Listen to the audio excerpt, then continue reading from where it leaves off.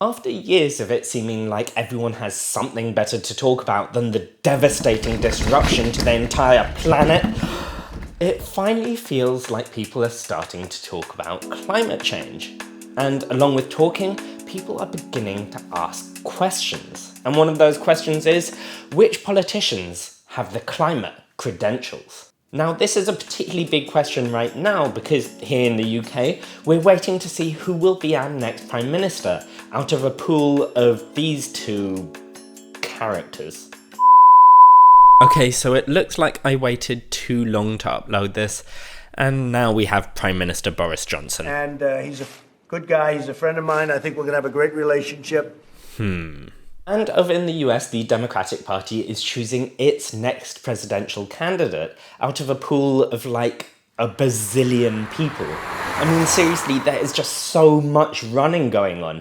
Almost as much as when I am running from my fears. Hello, darkness, my old friend. But anyway, how do you tell if a politician's policy on climate change is actually pretty good?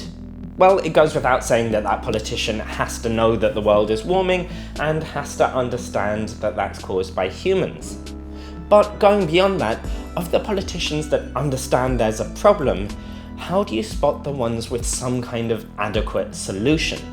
So there's actually a very simple question that you need to ask, and that question is their climate policy radical? What I mean by this is their solution as big and as complex as the problem is? Because here's the problem, the more greenhouse gases we emit, the hotter the world gets. That means if we want to stop global warming, we need to stop emitting greenhouse gases, especially carbon dioxide, as quickly as possible, ideally around the middle of the century.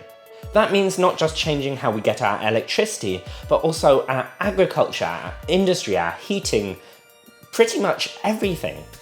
So if a politician's policy on climate change just seems to be tweaking what we already have, it's probably not a good enough policy to prevent climate change. If it's not radical, then it's not enough.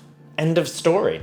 Now, I totally get that policies also have to be realistic, but there's nothing realistic about pretending like we can just carry on as usual when what we're doing to the planet is anything but usual. But what if there's a politician you're thinking of voting for and their climate policy doesn't seem to be up to scratch?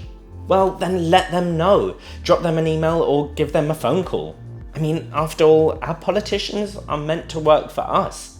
So let's keep them running in the right direction.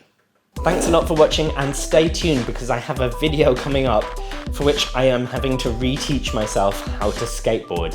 I am very excited but very, very nervous. Make sure to subscribe so you don't miss that. Until next time, bye!